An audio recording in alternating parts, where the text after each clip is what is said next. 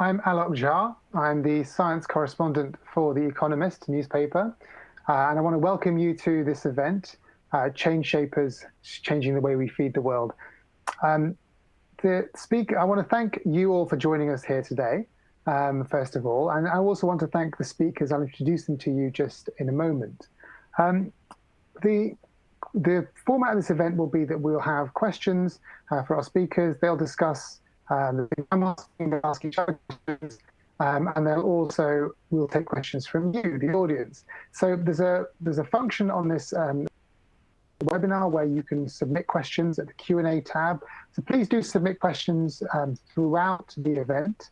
We'd love to hear from you. And it also will be questions we can shape the conversation with. And also at the end, specifically, there'll be 10-15 minutes where we put your questions directly to the audience.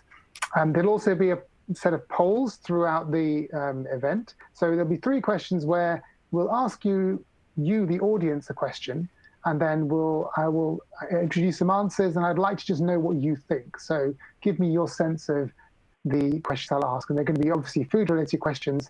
I think that it'd be really interesting to hear your thoughts so that we can feed that into the discussion and ask the experts as well.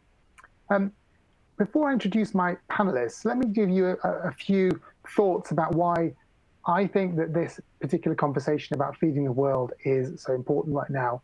The world's population is increasing. We all know that. There are 7 billion people on the earth right now, and there's going to be 10 billion or more by the middle of the century. Those people need to be fed. They need to be fed well. They need nutrition to go around the world, and therefore that needs innovation in agriculture, in food technology, and we need scientists, policymakers, businesses to really step up to the plate on that. We've managed to feed lots of people before, and we need to continue doing it. But the resources we have in the world are the same. On the flip side of all of that, of course, we are all increasingly aware of climate change, environmental degradation. We know that agriculture is one of the biggest culprits in causing these sorts of problems.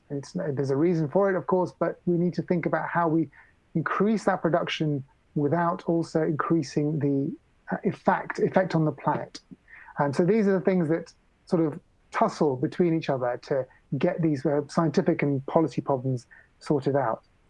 Also, it's not just about more people, it's about getting better nutrition to more people. So lots of people in the world still don't have full nutrition, vitamins, minerals, etc. And I think that, agriculture has a role in fulfilling those sorts of nutritional things as well. So without further ado, let me introduce my panelists, and I'll introduce them just briefly. And I want to use the first question I asked them to actually get them to tell you a bit more about their own work. So let me introduce their panelists. So we have Aidan Connolly, who's the Chief Executive Officer of Cainthus. Cainthus is an Irish artificial intelligence company. We also have, I can see, Isabelle Decitre, who's the Chief Executive Officer of ID Capital, which is a venture capital investment company investing in agri-food and technology in the Asia-Pacific region. And we have Maarten Bosch, who's the Chief Executive Officer of Mosa Meat. I'll let him tell you what Mosa Meat is. It's a futuristic meat company. Now, let me begin by asking our panelists the same question. And this is an opportunity for them to tell you a bit more about themselves as well. So Aidan, let me start with you. If there was one technology which could address, which is the most important in addressing some of the challenges I've outlined with food technology in the next few decades, what would you pick?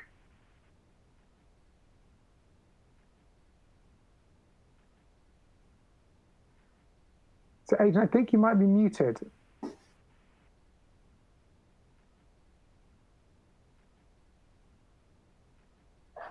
Is that better? Can everyone hear? No, I think Aidan, you may be muted. Aidan, why don't you have a look at your microphone? Why don't I move to Maarten in the meanwhile? With apologies. Maarten, let me ask you that question. If there was a technology that you think could address some of the issues we've talked about, then what would you pick?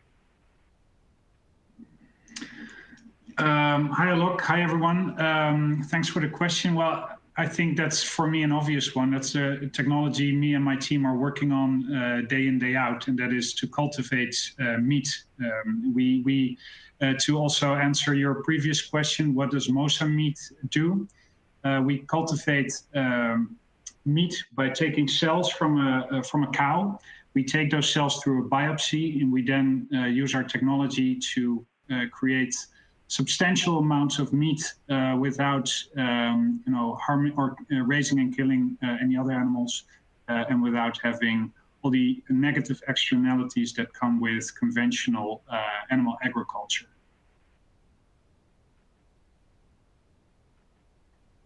Isabelle, may I ask you the same question? And you obviously must see a lot of technologies in your investing. Tell me what's the sort of single one that you think is most important in addressing some of these questions? Since I see so many technologies, can I pick two? So the first one will be the wide array of synthetic biology. I don't know if you're familiar with the rainbow code of biotechnology. You had them coined by a Polish researcher back in 2012, I believe. So initially you had the red for medical application, but here I'm referring to the white biotechnologies, which is in the industrial applications, and the green for agricultural applications. That's for me the most amazing discovery platform, whereby you're applying engineering principles in biology to redesign, to fabricate components that do or do not exist in the natural world for a specific purpose. My second answer is artificial intelligence. Definitely in agriculture, maybe to a lesser extent in food, although it's very debatable. Aidan, I wonder if we can hear you now. Maybe you can answer that question for us too. I think we still can't hear you. Maybe one of our team can help you unmute. But let me carry on meanwhile. Isabelle, let me pick you up on this. Artificial intelligence. It's something we hear about that's going to affect everything, and in a way that's actually, it will affect everything. But tell me a couple of examples of how AI specifically will help us grow more food. Isabelle, please unmute yourself.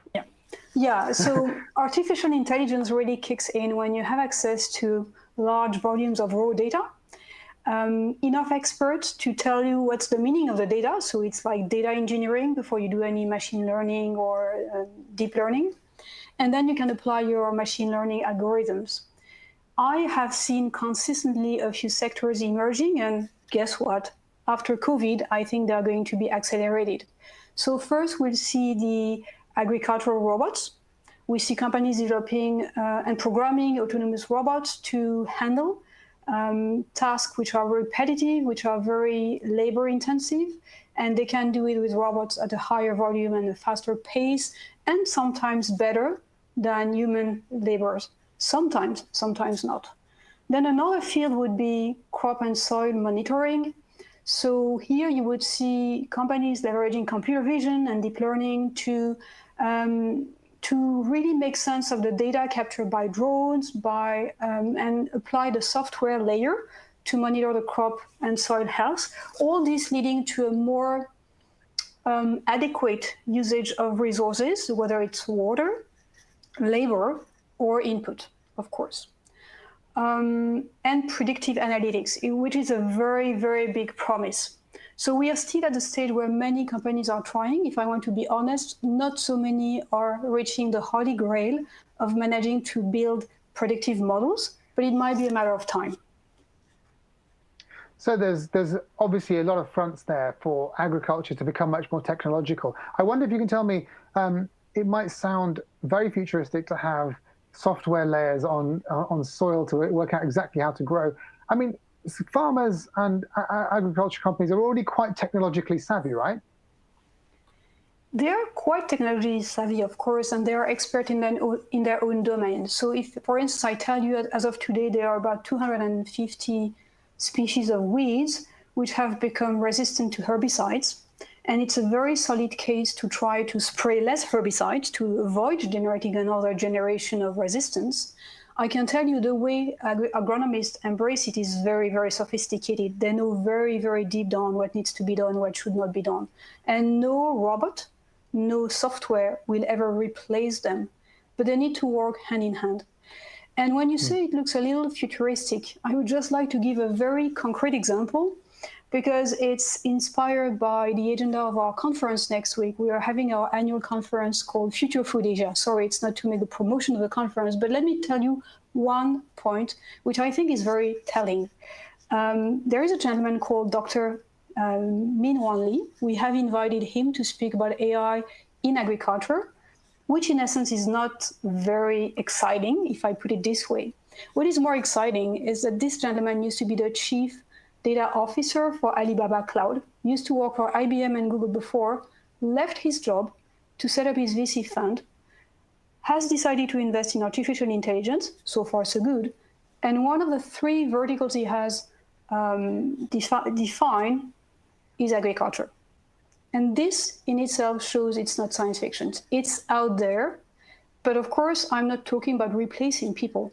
I'm talking about complementing them with things that you do better with machines. That's as simple as this. Okay. I wonder, Maarten, Aidan, are you with us? Is your microphone working now? No, still isn't, I'm afraid. I'm sorry, Aidan. Keep trying.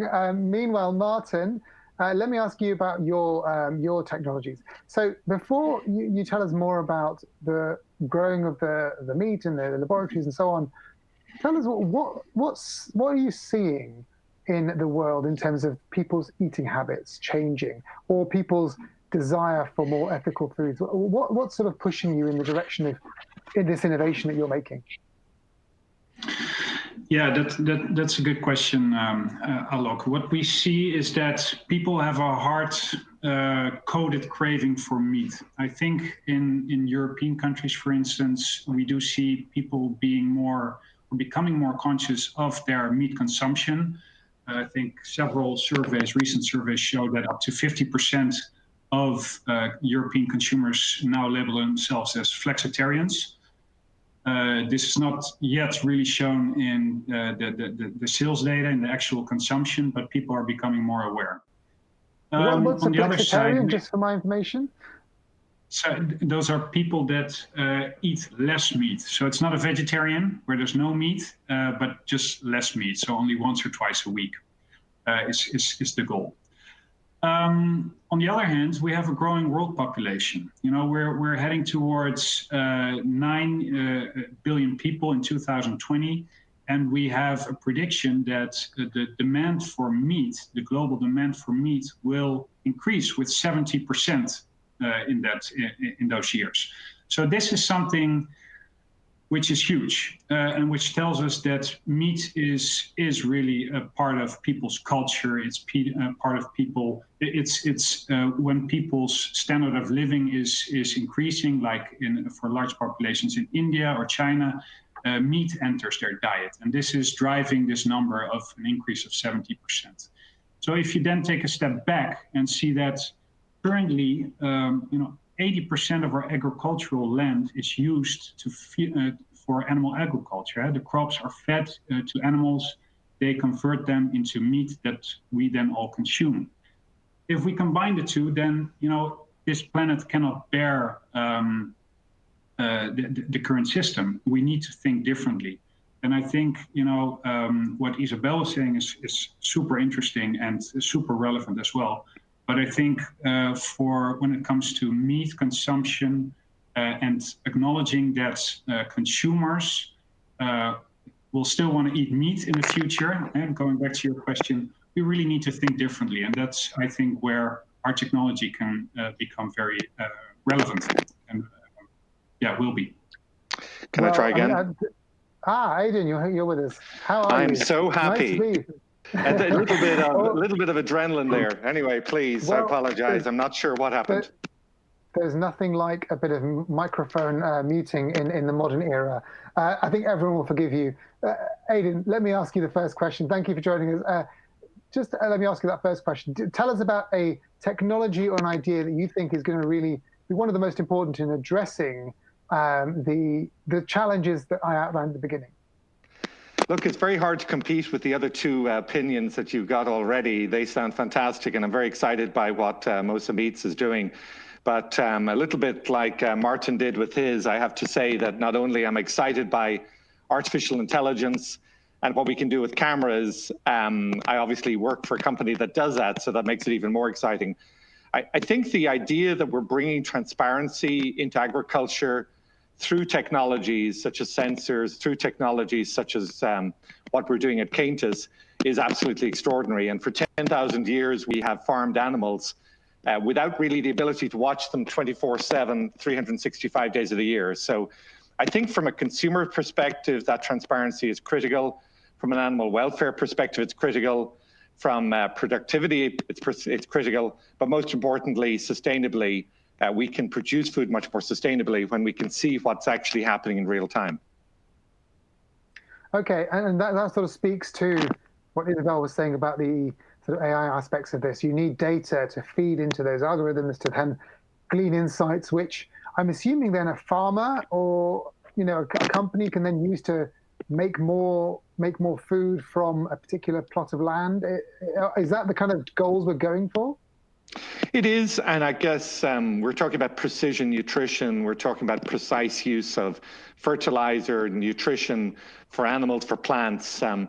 I think a lot of people get the sense that maybe that's even delving into a bigger agriculture, but it can allow us to do things which are very important for the planet, such as multi-cropping, lots of crops in the same field, starting to be better in terms of the nutrition we produce from animals. It's still very, very clear 86% of what a cow, for example, eats is not edible to a human being. So we need cows, we need agriculture to do things, to create nutrition from things that we can't consume ourselves. And from that perspective, all of these technologies can make us better at doing that. One more question for you, Aidan, before I move on to the others as well. How do you see people's eating habits and attitudes changing? And how is that going to impact the future of farming? Yeah, massively so. And I get to travel over 100 countries a year, which gets me a sense of not just what's happening at farm level, but I also try to visit supermarkets and grocery stores. And obviously, we all get to eat in restaurants. Well, we did before the pandemic. My sense is that we see consumers turning into prosumers, that is, being proactive about what they choose to put in their mouth. Clearly, there's nothing more important to us than what we eat. Because we see it and we have a sense of what it can do for our bodies. And in making those choices, I think people are far more concerned with how the animals were fed, how the animals were treated, and obviously specifically what's in there that might cause diseases or otherwise for me. So as we move forward, I think that connection, a friend of mine, Jack Bobo, loves to use the phrase that people have never cared so much or understood so little about where their food comes from. And I think that's very opposite when we think of where agriculture is going and the kinds of questions it needs to be able to answer. Isabelle, you mentioned in your opening remarks synthetic biology, which is a topic that I find fascinating and amazing that we can start to think about biology, which is such a complex thing, in such a precise way. Give us a bit of an introduction to the audience about the kinds of things that synthetic biology is starting to be able to do for food. Oh, it's incredible. I'm not going to manage to not be a little technical, but I would like to stress maybe a couple of examples. So first of all, synthetic biology really combines biology, genetics, chemistry, engineering, computer science. So you cannot dream of a more complex topic and a better illustration of the fact that innovations become very, very multidisciplinary these days. So for instance, you can help crops better take the nutrients from the soil. You can produce, use yeast and microbes and turn them into mini factories to produce a molecule of interest, a compound. One of the examples that have been made quite famous by a company called Evolva is vanilla. Vanilla is in rare supply, and you just don't want to exhaust the natural resources when you know what's coming behind, what's coming along with the farming of vanilla in Madagascar and other countries. So, for instance, you can engineer a yeast to produce the compound of vanilla in a bioreactor. And this applies to many other compounds like stevia. In particular for fish, for the feed industry, you have antioxidants like astaxanthin, which is what is giving the pink color to salmon, and it needs to be supplemented in aquaculture, not in the wild, but in aquaculture you need to supplement it. So these are one of the many things we can bring to life with synthetic biology, but it raises a number of questions. One, which is very expected, is the cost. All these technologies, they've been initially developed for medical applications, for higher margin applications. So they are not exactly cheap. The second one is ethical and regulatory. The regulatory one is quite easy to address. Eventually, if you want to reach your yield target, if you want to bring the price down, you will be willing to engineer the host. What I call the host is this little factory, either a microorganism or a yeast. Once you re-engineer the host, you stumble across the regulations around GM, non-GM. So the consensus today is if what you're producing inside a host is not genetically modified, your outcome is not GM, but you have to remove the host. So you break the cell wall and you purify. However, it's an additional layer of cost. So if you keep the cell wall, then your outcome is called GM. And honestly, public opinion doesn't want to hear about GM. Do they really know what's behind? I really doubt it because it's very complex, very, very complex. You can also say nature is GM. But that's one of the many examples of what you can do with synthetic biology. The name is a little scary. Do you want to put on your plate something which has been generated by synthetic biology?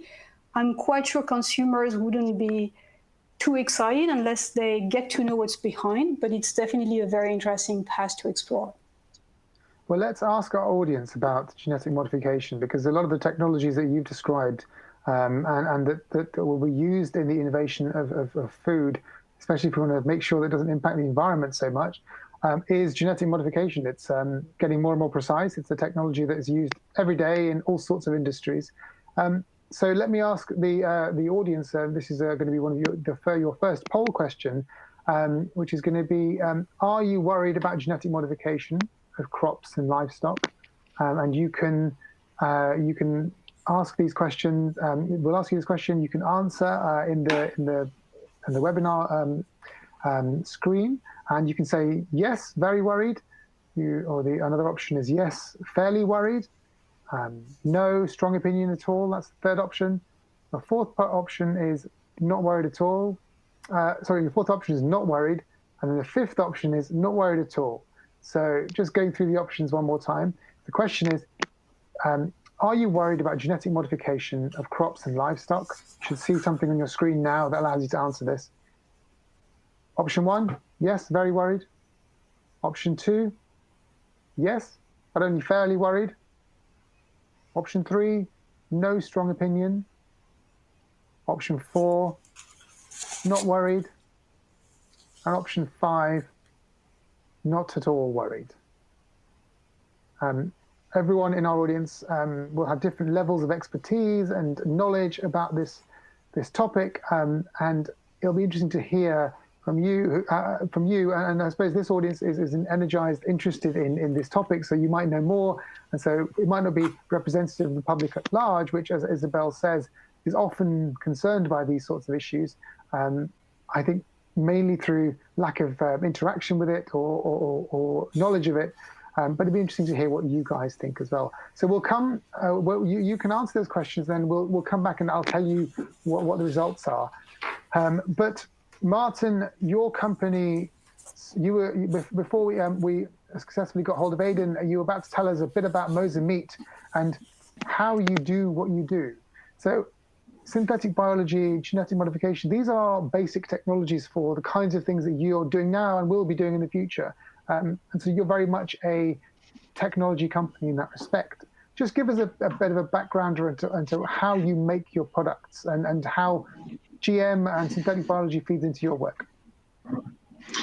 Yeah, thanks. It's a very relevant question, and I think Isabelle kind of pictured the image pretty well.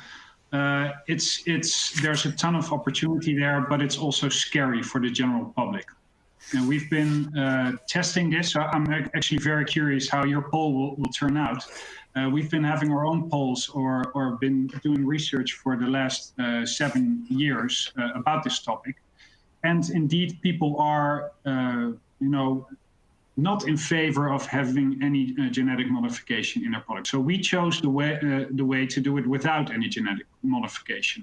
So we take a sample from a cow, and technically you could take out the cells and you could immortalize them. That's a term for allowing this monitor or tailoring the cells in order for them to keep on multiplying into eternity. But this is genetic modification. This is scary. This will make regulatory approval a bit more difficult, especially in Europe, but mostly consumer acceptance will become a problem. So we use biopsies. We once in a while go back to the cow to take a biopsy, and from a biopsy we can now yield up to 80,000 hamburgers, which is a number we have today. We hope to improve it, but it's already a pretty good yield.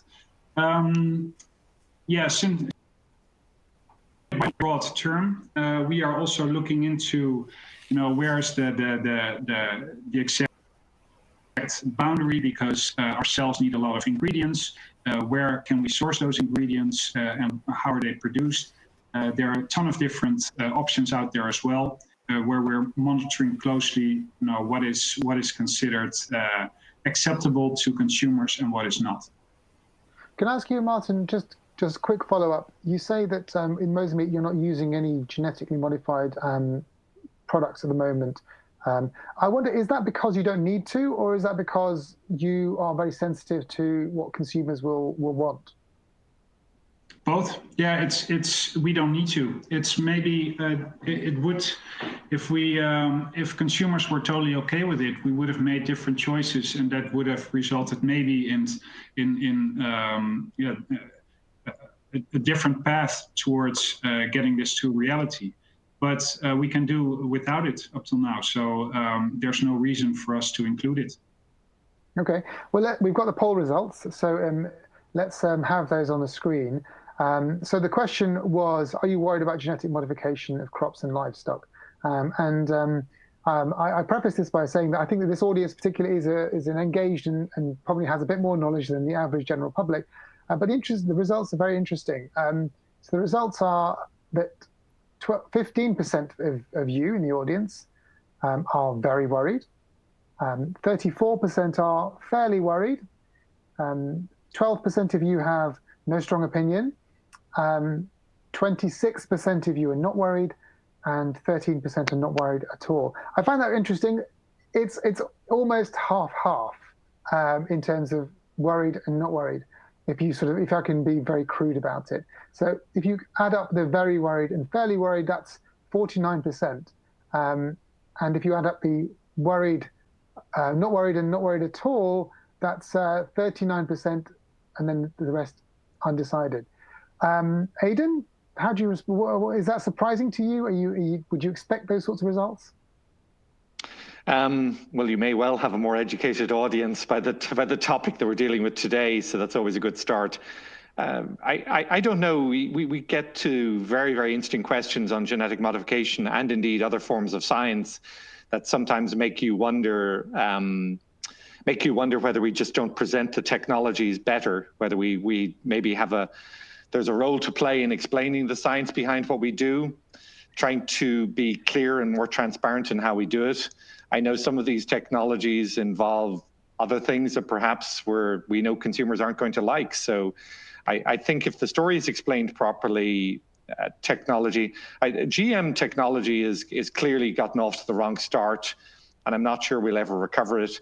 But when we look at things like CRISPR, which is this gene editing using natural pathways, such as the activation of the Cas9 enzyme, that's something that we can't afford to lose that battle, that scientific discussion as well. And I think if presented the right way by the right people, I really truly feel consumers can embrace it.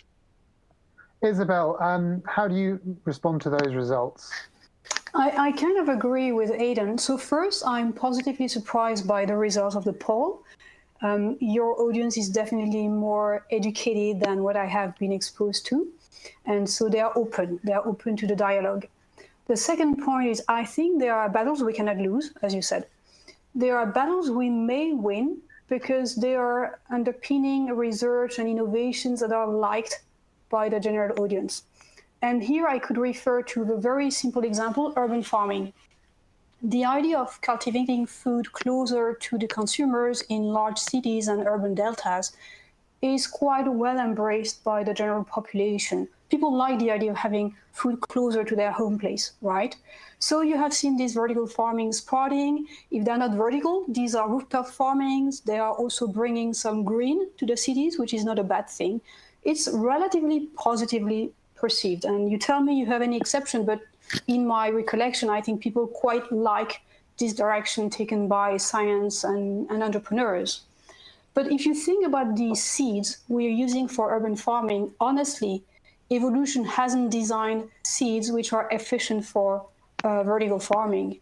The way the genetic material has evolved is in order to resist stress, drought, pests, anything that you just don't find in vertical farming. So there are very interesting initiatives starting to blossom to optimize the seed stock in regards to this application at some point of time. If you want to push the envelope further, if you want to have a chance to see vertical farming reaching economics that make them profitable despite fairly high capex, to put it mildly, probably you will need to open the Pandora box of GMCs.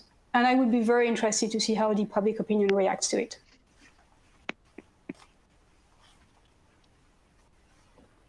Your turn to be on mute. Aidan, you mentioned genetic editing. Isabelle, you mentioned genetic editing, which is this brand new technology as well. I wonder, how do we have a different conversation about genetic editing compared to genetic modification? GM, for whatever reason, has got this reputation. Genetic editing opens up all sorts of new worlds.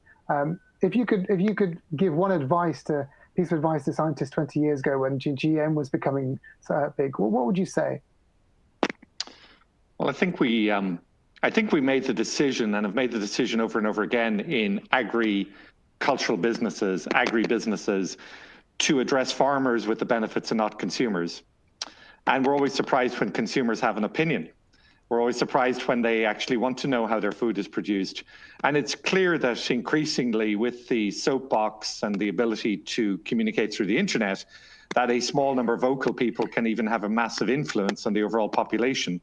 So I think that companies who are bringing technologies to market, like Maarten's, like mine, really have to have one ear to the consumer, one to the producer, to the farmer, and need to consider both opinions equally.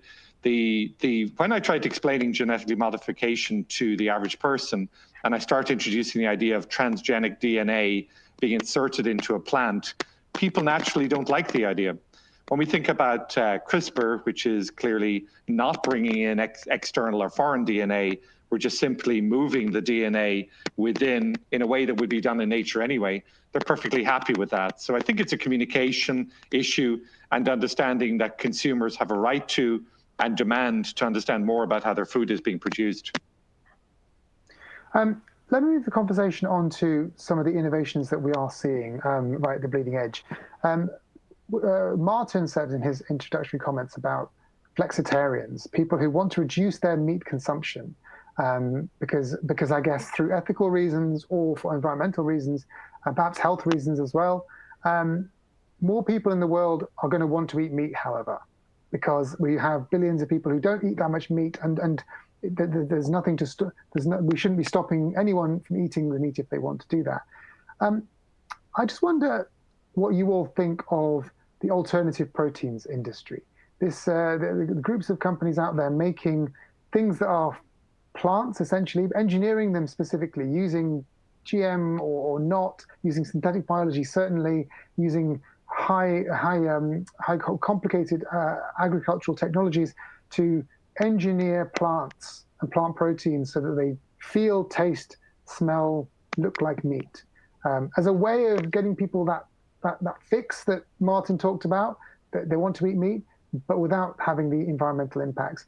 Maarten, maybe I can ask you, because you're kind of one step even beyond that, but I wonder, what do you think of the Impossible Burgers and the Beyond Burgers and all these other companies? I know that, for example, Holland is pretty much the leader in this industry in terms of the technology.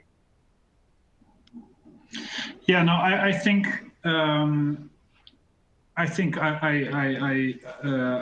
I applaud their work. I think it's helping people to become more aware of the effects of their choices when it comes to food. I also don't know that much about really the resources they're using, the production techniques, and what the effects will be. I think a lot is still unknown and is becoming clearer and clearer and raises certain questions.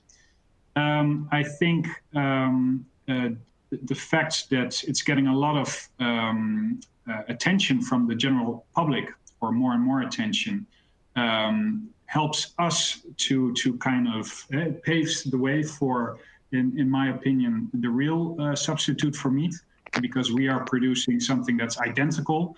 And I think plant-based is getting very close, but I think we'll have a hard time becoming really identical from a consumer perspective. I think a lot of people are trying it. Luckily, a lot of people like it, but a large group is not convinced yet. So I actually see that there's a spot for plant-based products. I think there's a spot for traditional meat production, which is done in a ethical way, in a sustainable way, and I definitely think there's an opportunity for cultured meat, because, as you mentioned, the future demand requires multiple strategies to start working alongside each other, and I think plant-based is going to be one of them. But trying to make a real steak from plants is going to be challenging, and with our technology, it is feasible. Well, this is a good opportunity for the next question in our poll, then. And this is for the audience. So here's the next question, which, again, if you look on your screen, you'll be able to answer. The question is, in the last year, how often have you consciously cut animal products out of your diet? Question again, in the last year, how often have you consciously cut animal products out of your diet? And the options are daily, weekly, monthly, or not at all. So in the last year, how often have you consciously cut animal products out of your diet? Have you done that daily? Have you done it weekly? Have you done it monthly, or not at all? Just following up on what Maarten's comments on the plant-based meat industry, it's interesting that the companies involved are very good at marketing. So your Impossible Burgers and so on, great websites, great technology. There's a very sort of Silicon Valley sort of gloss to the whole thing right now. And I do think you're right, Maarten, that people will have to be persuaded. But people seem to be interested at the moment in the whole thing. And I think that's quite interesting. And certainly for flexitarians who want that feel of meat and that sort of the umami flavor and the bite and everything, these technologies will only get better. And I suppose if it can cut out a percentage of very unsustainable farming, that environmentally that might be a good thing. And then we'll see what happens, whether it becomes something that really replaces meat or not in the future.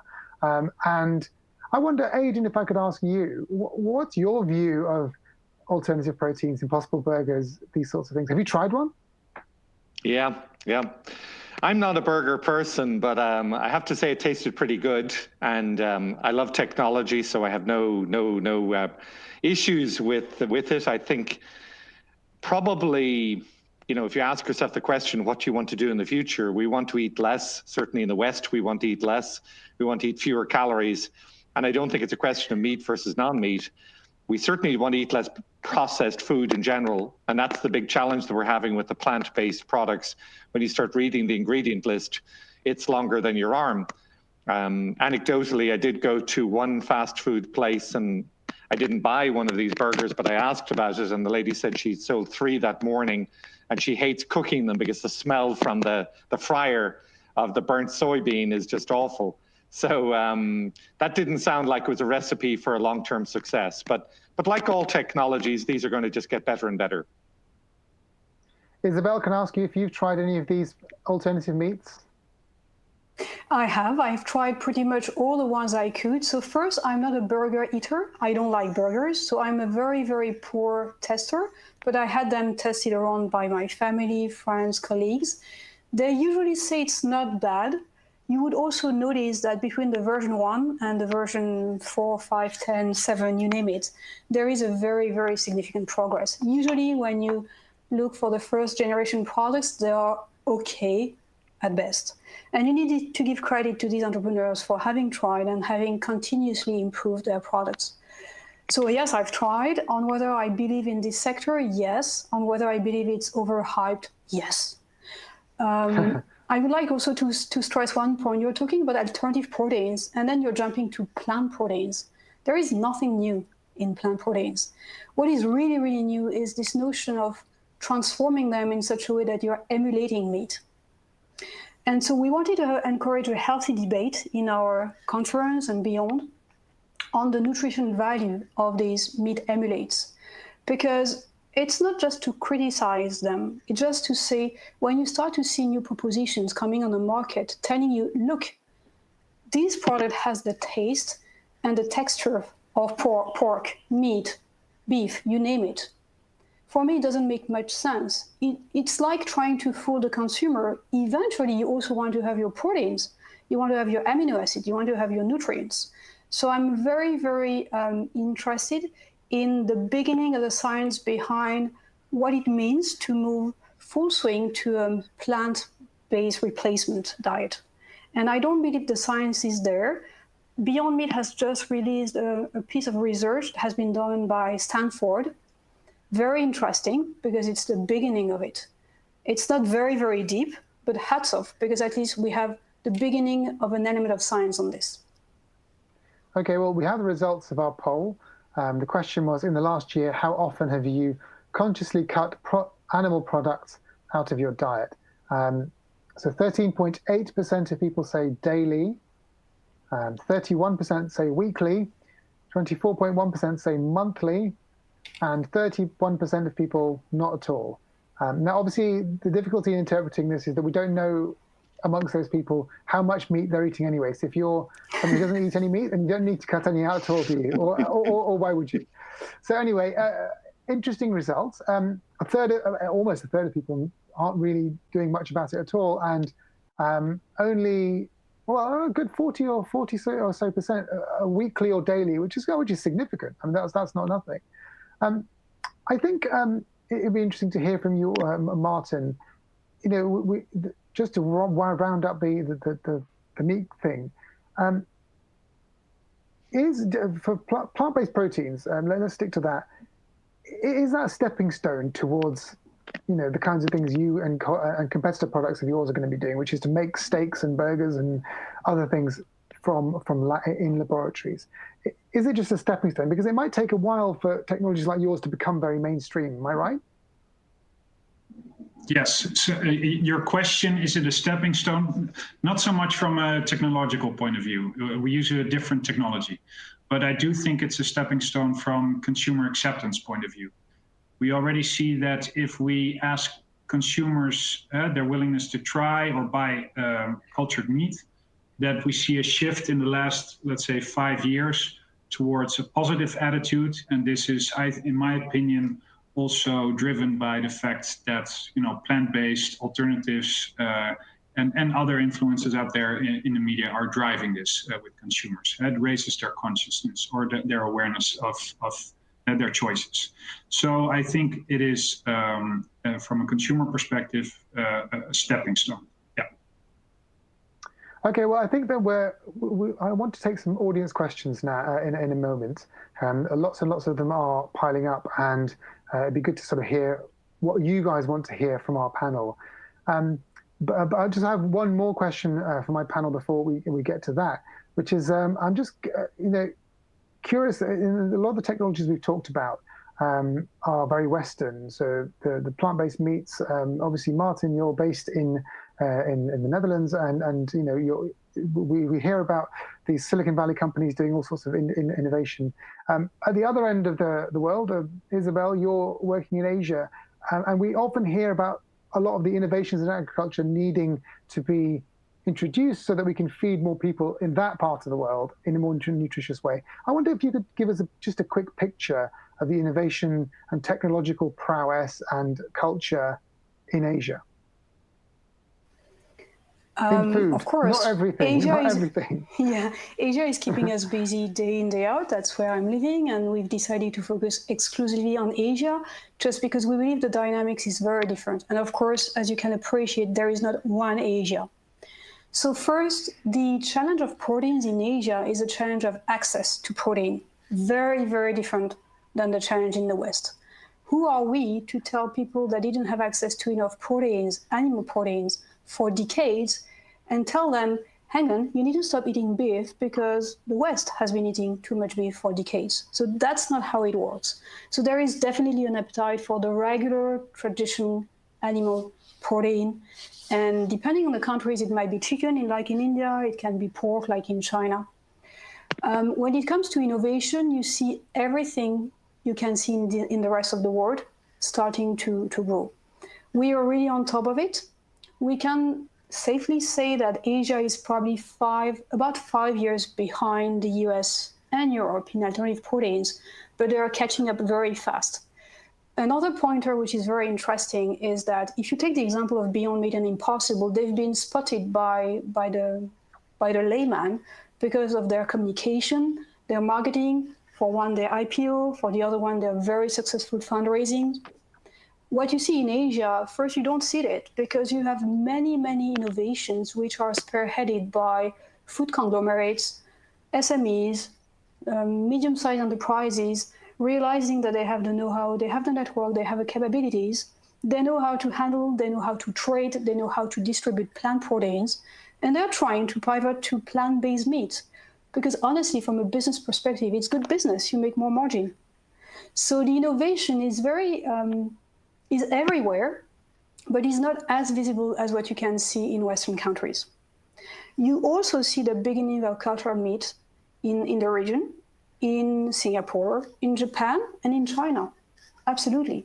But because the venture capital model is not exactly the same in these regions, you will not see these, very prominent fundraise that are very highly mediatized in the US and in Europe. The mechanisms are slightly different, but yes, you do have a pile of research sitting in universities, like what we have seen in the Netherlands, for instance, pivoting medical research onto food research, pivoting biotech research onto food research. And there are very interesting phenomena starting to appear, whereby with Impossible Food and Beyond Meat, you had what I call the full stack innovations. What you said before is very true. They came up with the concept, the technology, the IP, the branding, the marketing, the distribution, the full stack. Now we are starting to see players emerging at very specific nodes. They might not decide to make a difference on the full stack, but they are coming with very specific capabilities on extrusion, on different part of the process. And you can really expect to have a lot happening in the next 10 years in Asia. So that leads into quite nicely into a question from one of our audience, Catherine Monk. And Catherine asks, all the speakers have implied a global perspective.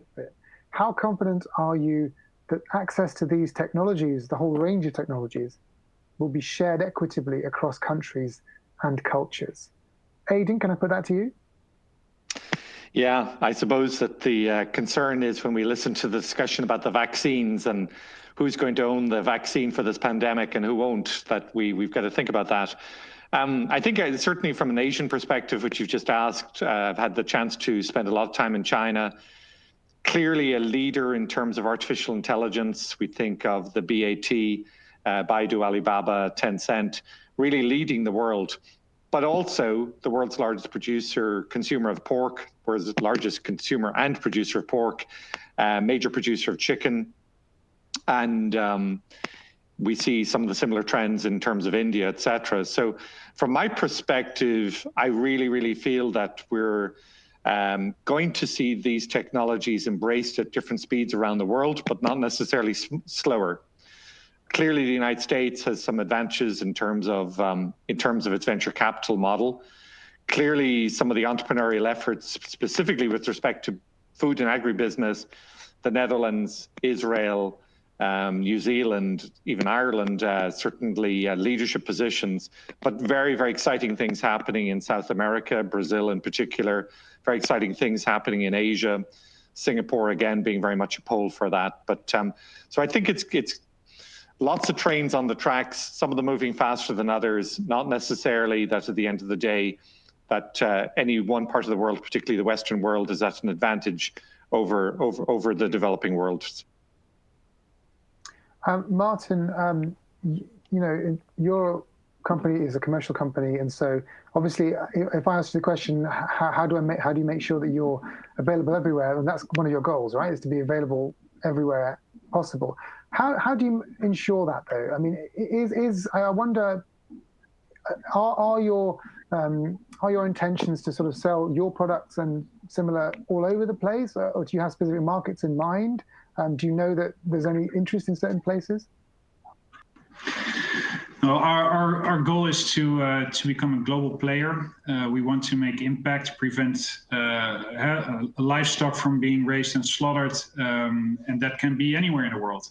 But if you translate it into a practical rollout strategy, then you have to take in certain things into account, like is there regulatory approval in place, stuff like that. That's very clear. But also the cost perspective is very important. In the beginning, when our technology is not fully scaled up yet, we'll probably have not a cost advantage over conventional meat, meaning you cannot enter every market in the world as easily. In due time, we believe we can become at equal price levels or even lower than conventional meat, and by then it's a different story. But it's how to determine the route to that moment in time is where we have to make choices, and then we'll probably end up in the markets where people are able to afford meat and potentially even at a premium price. It's probably a good time for our final poll question before we take some more questions from the audience. The final poll question is a very general one, which just takes a step back from this debate a little bit. How important is it to tackle global food scarcity? That's the question. How important is it to tackle global food scarcity? And your options are very important, fairly important, no strong view, not important, or not at all important. So the question is, how important is it to tackle global food scarcity? Very important, fairly important, no strong view, not important, and not at all important. I mean, tackling food scarcity in terms of getting it to the right places, getting it to the right people, all of that is probably one of, for me, I would think, a foundational thing in discussing how we innovate for food. Isabelle, is that something that is at the heart of a lot of the companies you're interacting with, or not at all? It's a very interesting question in the context of Asia. Asia is very much the region of smallholder farmers. Smallholder farmers could look like an oddity in the modern times. You could believe they are going to be eventually consolidated. They will disappear. They haven't. And facts are very stubborn. So the big debate of innovating for the region is also about providing affordable, healthy, nutritious food. It's not just the calories. As of today, worldwide, not just in Asia, I think we count for about 700 million people going to bed hungry. The big progress has been that they get the calories, but sometimes it's a bowl of rice. And we know that it's not enough. It's not enough for kids to develop the brain. It's not enough for workers. It's not enough for any of us. So I really believe there will be more propositions coming from Asia, and there will be local winners. Just if I point on the alternative protein debate, and we could expand the question to the wider pool of innovations in food and agriculture.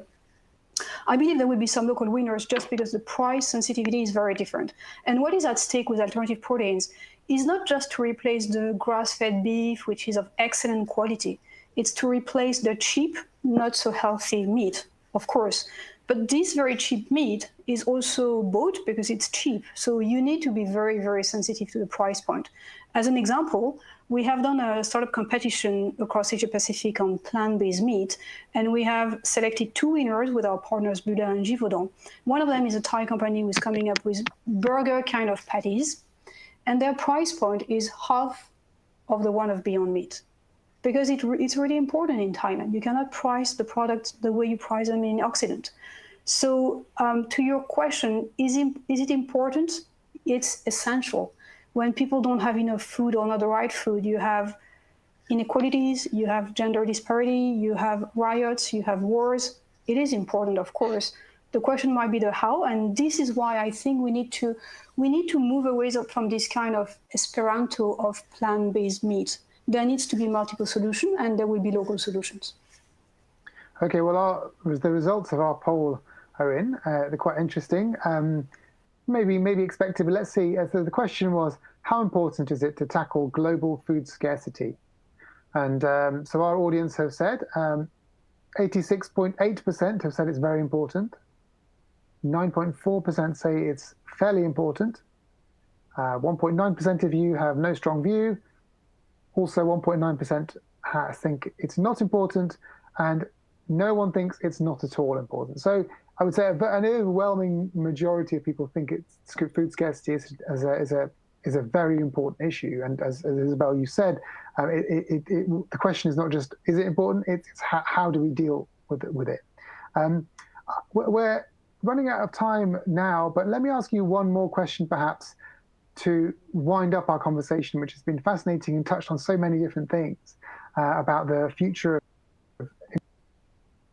I go back to that point I made right at the beginning, which is that agriculture sometimes can be seen as one of the most traditional of activities because, humans civilized themselves through agriculture 10,000 years ago. And so everyone, probably is familiar with it, but it's actually a very sophisticated technological enterprise now and is going to become more so as we deal with these enormous issues that we have in the future when it comes to environment and population. I just wonder if I could ask you to think, I started by asking you about what the technology is that you think is going to make the biggest difference. Let me ask you what the biggest hurdle is to allowing some of these technologies to go forward. Isabelle, there are so many exciting things. We've barely touched on all the different technologies, but what sort of keeps you up at night in terms of the regulatory, consumer, other issues that might stop some of this stuff from really achieving the things that you want it to achieve? I sleep like a baby, but however, if I want to answer your question, you need patient capital in this business, and venture investors are not patient. They are not born to be patient. They want quick returns. They promise to their LP oversized returns, which means 20% plus. So they're not patient. Many of them, a few years ago, and we've seen this really evolving, if they could fund another e-commerce platform where you can see a year-on-year growth, which is spectacular, they would go for this option rather than for the slow-paced agriculture. It's very punishing, the rhythm of seasons, when you need to do a crop trial, when you need to test a new innovation, it takes quite a bit of time. So hurdle number 1, patient capital. Aidan, what do you think is, maybe you sleep like a baby too, but what worries you? Not dissimilar to Isabelle. I think people underestimate how many innovations have arrived on the farm in the last 10,000 years. And within those innovations, a lot of farmers got burnt by buying things that never produced the returns that they expected. So from a farm perspective, we always wonder, why don't you embrace these technologies faster? Why don't you move faster? Why don't you change everything? And of course, the answer back is because it costs a lot of money and quite often it doesn't work. So I think understanding the motivations of farmers, which are really good motivations to produce clean food, healthy food, the moral imperative of feeding 7.5 billion, soon to be 9-10 billion people, giving them the calories that they need to develop their brain and develop their children, and doing so in a manner that obviously leaves our planet the way we found it. So I think starting off with the thought process of how to get inside the head of a farmer and give them the answers they need. Maarten, can I give you a minute to answer the same question? What keeps you up? Well, I sleep like a baby too, but to answer the question, it's we know how to make tasty burgers, but we need to make billions and billions of them at a very affordable price, because I totally agree with Isabelle. It's about taste and price in the end. And that's what we're aiming towards. And we need to solve, hundreds of small little hurdles and problems to get there. But that's what my answer would be. Okay, well, thank you very much, Maarten. That's it for our panel discussion today. I just want to thank our speakers, Maarten Bosch, Aidan Connolly, and Isabelle Decitre. It's so interesting. We've barely got to go into the technologies as much as perhaps any of you would have liked, but this is something that I'm sure our audience will follow up, and you can read more about all of these things in The Economist and other places too. So thank you all to all three of you, and thank you to the audience. And I think that you'll agree with me that what I've learned from this session is that it's an exciting, exciting field. The 10,000 years of agriculture have taken us to this point. Just imagine what the next 10,000 years of agriculture are going to be like. Sustainable, cheap, everyone's going to have as much wonderful meat as they like, but it's going to be an exciting journey. And I think that it's really wonderful to hear three experts talking about their particular windows on it. So thank you all very much, and have a lovely day. Thank you, Alok, Aidan, Maarten. Bye-bye. Thank you. Thank Bye-bye. you. Thanks, everyone. Bye-bye. Thanks. Bye. Bye.